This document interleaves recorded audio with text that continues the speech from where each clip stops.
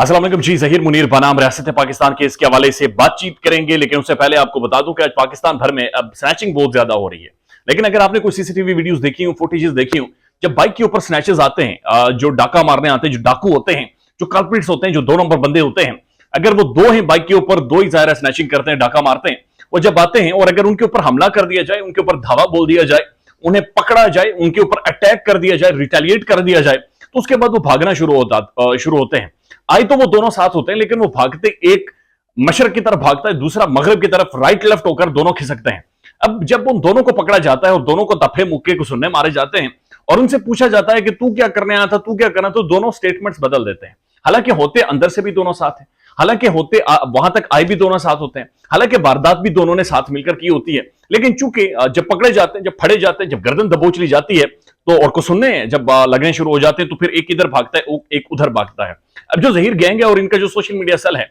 इनकी उन्हीं स्नैचर्स जैसी पोजीशन बन गई है। यानी कहां पर इतनी बड़ी अगवाकारी, कहां पर इतना बड़ा केस, कहां पर इतने बड़े इंटरनेशनल मामला और सारी ट्रांजैक्शंस बैन अल-अक़वामी, और कहां पर एक हालत एक स्नैचर वाली हो गई है, जो मोटरसाइकिल पर आते हैं और कोई इधर चला जाता है, कोई उधर चला जाता है। अब इस केस को जब मैं देखता हूं, एग्जामिन करता हूं और इसके ऊपर रिपोर्ट करने का सोचता हूं, तो यकीन कीजिए हंसी आती है। मेरे जो दोस्त हैं, मेरे कुलीग्स हैं, वो भी हंसते हैं, वो मजाक उड़ाते हैं, वो ठट्ठा उड़ाते हैं इनका कि इस केस के अंदर है कोई नहीं, इतनी ज्यादा हाइप क्यों दी गई, इतना ज्यादा प्रोटोकॉल क्यों दिया गया, अदालत ने, पाकिस्तान की कवानीन ने इसे पहले निपटा देना चाहिए था और इस गैंग को और इनके सहूलतकारों को अंदर कर देना चाहिए था, चूंकि इतने बड़े मसखरे के तौर पर इस केस में सामने आए हैं। यानी जब भी ये केस लिखा जाएगा या ये प्रेसिडेंट सेट हो जाएगा, या जब ज़ारा काज़मी अपनी किताब लिखेगी, तो उसके अंदर इन्हें मस्करे, इन्हें क्लाउन्स के तौर पर, इन्हें वो जो होता है ना, एक क्लाउन बना होता है, एक लोगों को हंसा रहा होता है, नाक के ऊपर उसने काला सा टमाटर लगाया होता है, ये उस टमाटर के तौर पर उस सारे केस में नजर आएंगे। यानी अदाकारा कुछ और मशरक की बातें कर रही है, जो असल कल्प्रिट है वो कोई और मगरब की बातें कर रहे हैं। मिसाल के तौर पर आप छोटी सी बातें लीजिए,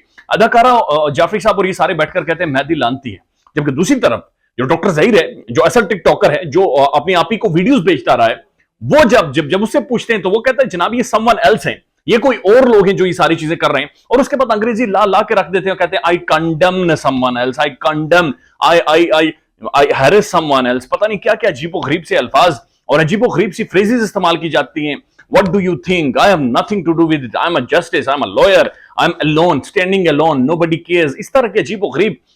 लाइन, अजीबोगरीब सी अंग्रेजी वहां पर आकर वो बोलना शुरू हो जाता है। जब इसी चीज को हम देखते हैं तो आपको याद होगा कि कराची के अंदर जब भी कोर्ट की तरफ जा रहा था और वहां पर एक बहुत ही प्रोमिनेंट जो हमारी जर्नलिस्ट है नजम ज़ारा साहिबा, जब उन्होंने सवाल पूछे, उन्होंने कहा कि लुगड़ तो किधर जा रहा है, यानी व्हाट्सएप मींस हो क्या रहा है, अपना बयान तो सामने रखें। तो इसने कैमरा ऑन किया था और कैमरा ऑन करके इसने वीडियो बनाई थी, और वीडियो उन्हीं की बनाई थी, और वीडियो में जो कह रहा था what is this behaviour of फ्लांट हिमकान, और वो वीडियो जहीर के फोन में बनी थी, लेकिन वीडियो तकरीबन आधे घंटे के बाद कराची में वीडियो बनी, लेकिन वीडियो सर्कुलेट करवाई गई लाहौर के सोशल मीडिया विंग से, और अदाकारा यानी आप ही मंजर आम पर आई और उन्होंने छाती ठोक कर कहा, 11 नंबर अपना पांव ठोक कर कहा कि जनाब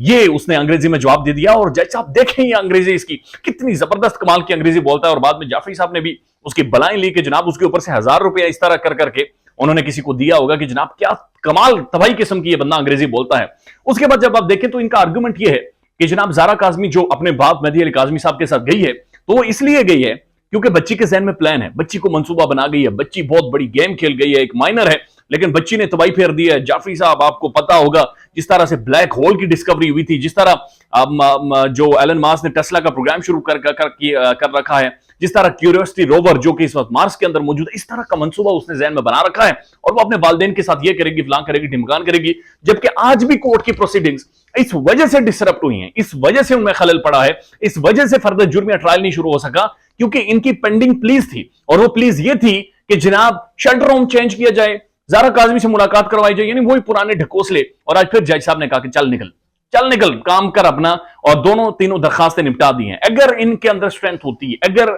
if they really means business, तो इन सारी चीजों से वो विड्रॉ करते, पहले ही फर्दर जुर्म आयद होने देते, आज ट्रायल शुरू होने देते, ट्रायल के अंदर अपने सारे गुहान रखते। लेकिन अब ऐसा महसूस हो रहा है ये स्नैचर्स लेवल पर आ गए, और इससे नीचे इनकी सिर्फ गर्दनें दबोचनी है और इनका कला कामा करना है। लेकिन ये गैंग जो कि एक बड़ा बहादुर और बदमाश बनता था, वो at the end of the day निकला तो एक मस्खरा गैंग निकला। ख्याल रखिएगा अपना। अल्लाह हाफिज।